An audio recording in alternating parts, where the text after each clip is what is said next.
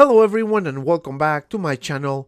Manafa Collectibles here with yet another Hot Toys unboxing and review video.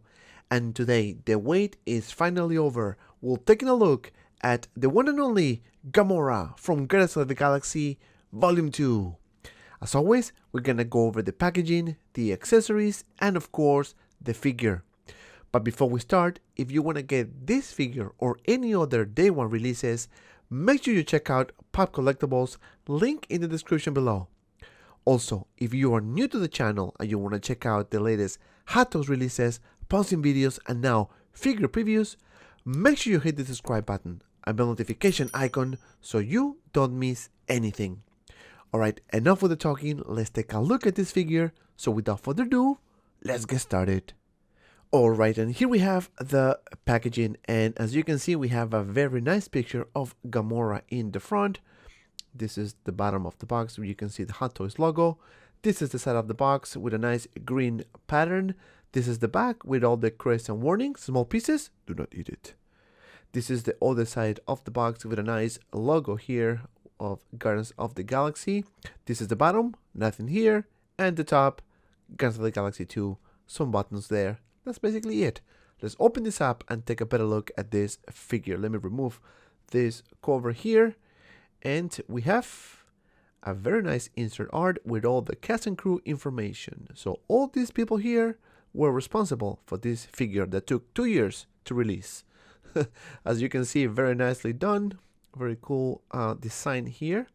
Thank you very much. Now let's open this up and take a better look at the figure, and you'll see how you'll see it in the packaging. Let me remove this cover here, and we have Gamora with all the plastics, and I have to give you my honest opinion about the rooted hair and some of the accessories and the articulation, of course. So let me just show you Gamora, how you'll see it in the packaging. Obviously we have Gamora, we have Baby Groot, we have a blaster, we have a very cool blouse. Underneath we have the stand, and of course the bunch of hands. And that's basically it for the packaging. I'm gonna remove everything out and take a closer look at the figure. And here we have Gamora, and guys, my very first impression is very positive. I like the head sculpt. I think it is the best by far. Now taking a closer look, you can see Gamora here with a nice detail on the eyes and of course the face. You can see the rooted hair, which this time doesn't look that crazy. I've seen others very horrible. Now you can see the 3 different colors. We have the red, the orange, and of course the brown. And I think it looks very good for rooted hair. Honestly, I think this is one of the best I've seen as well. You can see the paint application on the eyes. The detail is just insane. She looks beautiful. Hands down, one of the best hair sculpts I've seen so far from Hot Toys. Now moving down, you can see the outfit is more like a leather-ish type of material. So just be very careful because this seems that it might get damaged in the future. So let me just show you underneath. You can see a double layer with nice stitches with a leather-like material.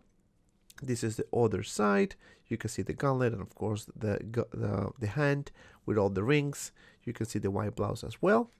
This is the other hand. And of course the belt with the gun holder. You can see the detail very nicely done. Let me just remove this so you can see a little better here. And I think this looks very good. This is where you put the sword. Now moving down to the pants, you can see the stitches, the knee pad, and of course the bigger problem, or actually the biggest problem for this figure, the boots. And I'm gonna go over the articulation and you'll see why I think this is not good. This is the bottom of the feet. You can see a very nice pattern here. This is the side with all the details. So you know, Hot Toys always is gonna kill it with the details. That's something that we don't have to worry about. This is the jacket, which is wire, so you can move it and shape it any form you want. This is the back. I'm gonna show you the belt, not the booty. You can see the belt all around, very nicely done. And of course the stitches across the pants. This is the back of the figure, with some weathering on the side by the elbows. This is the side, and that's basically it for Gamora. Now let's do some articulation, shall we? So we can move the head up and down about this much. Now for the arm, you can lift it about this much, you have, well, you can actually move it forward about this much and back about this much. Actually, very good articulation on the arms, which are removable, believe it or not. There's no swivel on the bicep, but you can bend the elbow, which is a double joint, and just be very careful with the material. Now for the torso, you have some swivel on the waist, actually very decent, and some up crunch, so really not bad. Now for the legs, you can do a split for about this much. I probably can do a little more. I don't want to push it. Brand new figure. Some swivel on the thighs. You can lift the leg for about this much. And of course, back for about this much. Not bad. Now you can bend the knee about this much, as you can see.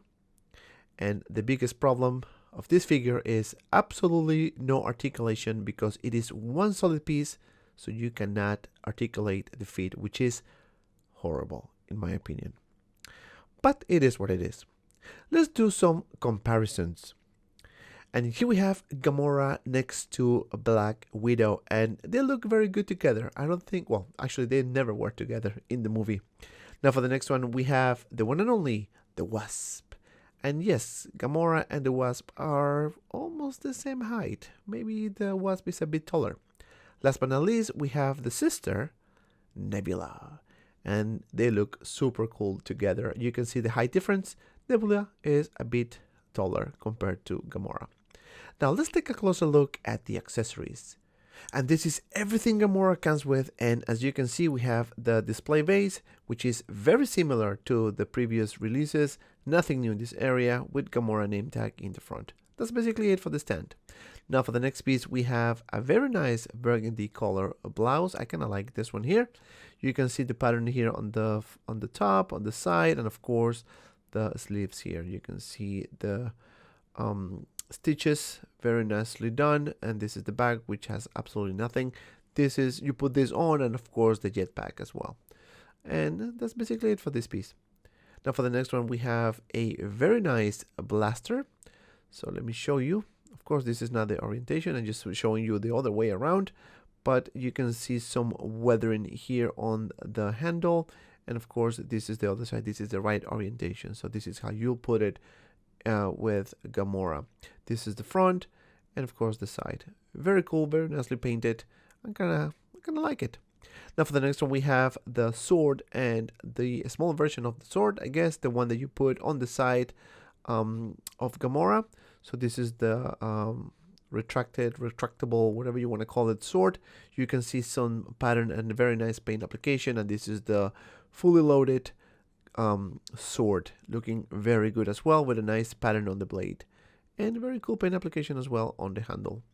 It is not diecast, it is plastic, but it looks very good. Now for the next one, we have the cutest accessory I've seen, which is a baby Groot, and he looks adorable. You can see the little fella here with a bump, ready to ready to play.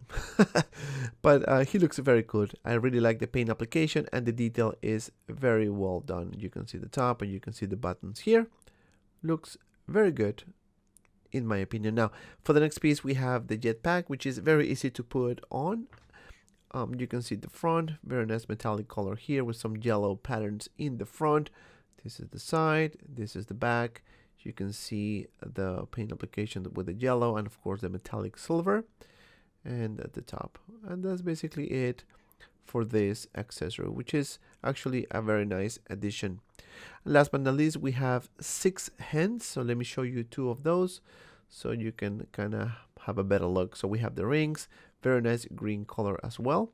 We have the rings here on the fingers, looking very good, very cool paint application as well. And I think this color, the green color, is not that bad. I heard a lot of people complaining about it. I think it looks very good, in my opinion. You'll see the 5 poses at the end, and of course the pictures that I put on my Instagram page. So just make sure you follow me, link in the description below. So that's basically it for the hands, and these are the rest of the hands. Now this is gonna take me to my final thoughts about this figure. I'm very, very happy with this figure. And starting with the likeness, I think it is on point. The rooted hair was a good call, and I was kind of worried, and I think it came out very nicely done. Now this figure comes with a decent amount of accessories, starting with the jetpack, baby Groot, the swords, and of course the blaster. The only problem I have with this figure is the articulation. You can do anything from the waist up, however the problem is on the feet. And this is not the first time that we've seen this issue. However, for the price point of about $255, it is definitely a must-have in your collection. And because of that, my final score is 8 out of 10. And if you made it this far, thank you so much for watching. Please don't forget to like and subscribe to my channel.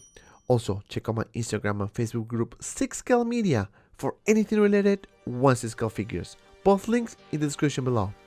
Also, if you have some time, check out these two cool videos. And as always, be well and see you around in the next video.